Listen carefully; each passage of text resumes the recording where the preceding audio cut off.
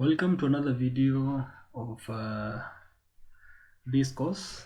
So in this video we'll be focusing on something called semantic and non-semantic elements. We've been discussing about text elements, the likes of tables, paragraphs, and lists, but we expound more on some elements that are key in HTML and which are very helpful when structuring the page. So semantic elements are just elements with a meaning. So those are elements like the one that produce a table, form, article, sections. We have other non-semantic elements which are commonly used, the likes of div and span. So let's first work with the non-semantic elements, and I'll show you how they are used and how you can use them in your project. So in this code, you can see that we have a heading tag and we have a paragraph. When you're building a web page, it's good to structure your content well, so that you can be able to kind of have a content in a defined content, rated content within a block, and also be able to like style the page well. So in that case, we recommend you use something called divs. So within divs, you can put all these content within the images, the headings, the paragraphs. So in this case, I can put this content within a div. If I want another, want to add more content, I can add another. Let me add another heading.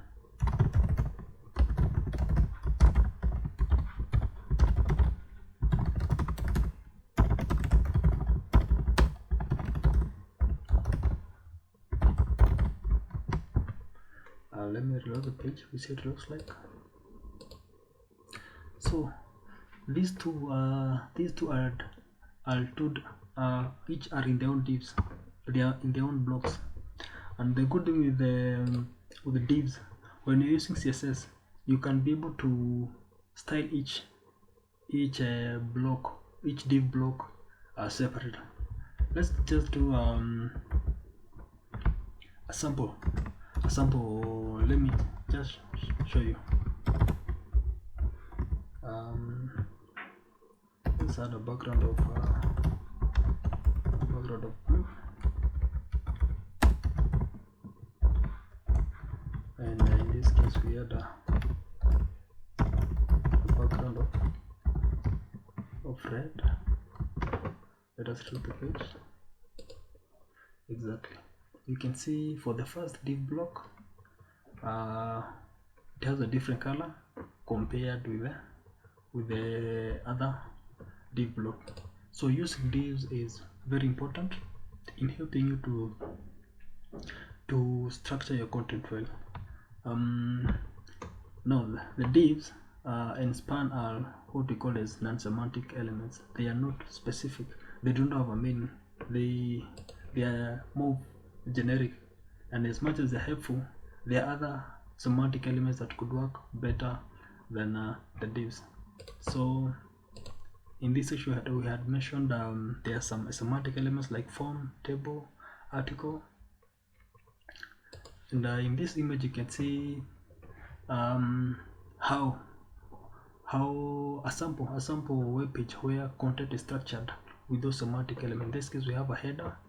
A header on its own is a semantic element. We have a nav. This is where you put the menu links for the navigation.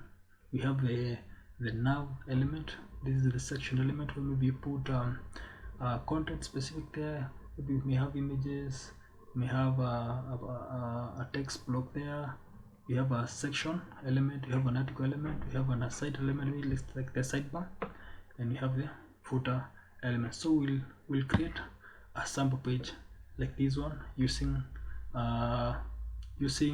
these semantic elements. So let us remove this and let us work on let's use those semantic elements. We have a header, open and close it. We have a nav, open and close it. We have a section, close it. We have on the side section, open and close it, and then finally we have a footer section. So for the header section, we want to add a heading. My portfolio is a heading of the page. In the navigation, we want to add two links. So we want a home, and at the same time we want portfolio. Let's just use an about. Let us the moment keep them. We'll add the links later. This one, you know, is the page open, so it is home.html. In this section, we will add just small details about me.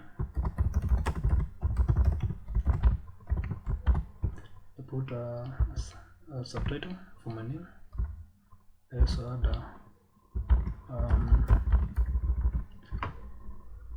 I can use another tag. Let me just another tag and add my title, web developer. Let me also add a brief description, at least dummy text. Then I cross that. Let me fix this text block. Looks better. On the sidebar, I would want to display my image. So I'll use the image that I currently have and add a specific height, a specific width of about 300. I'll also add called alt tag. So this is used to describe the image, my image. I'll also add maybe a bit of my qualifications or skills. I'll use the unordered list. So their side should be displayed as the sidebar. But remember, this is just for structuring the page.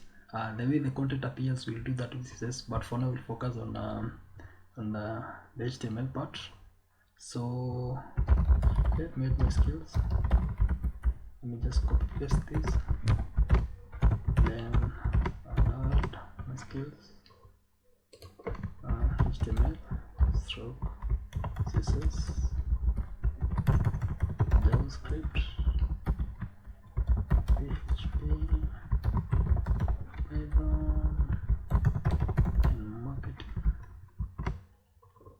I'll also add a link here. This is a sample link.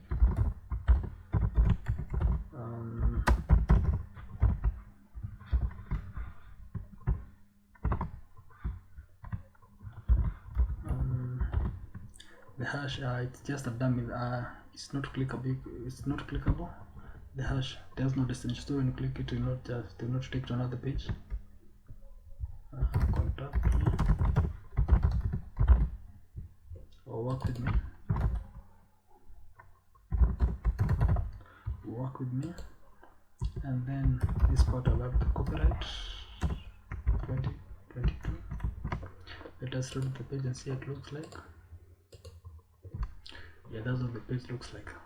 So this is my portfolio section. is under the header element. These two links, home and about, are under the nav element. This part, the name, the title, and this text block, they are under the section element. This image and this another list plus this link, they are under the aside element, and this text here, copyright 2022, is under the footer element. At the moment it will appear like this, but once we start using CSS, you'll be able to structure. You can structure the sidebar, how the sidebar will look, how the footer will look, how the colors, the size of the images, and everything. You'll be able to work on that. But with this, you can be able to see how you can use those semantic elements to structure your page. You can also while using the semantic elements, you can also mix. You can use also the divs. You can have a div within the section element. Let me just use an example. This part can be a div.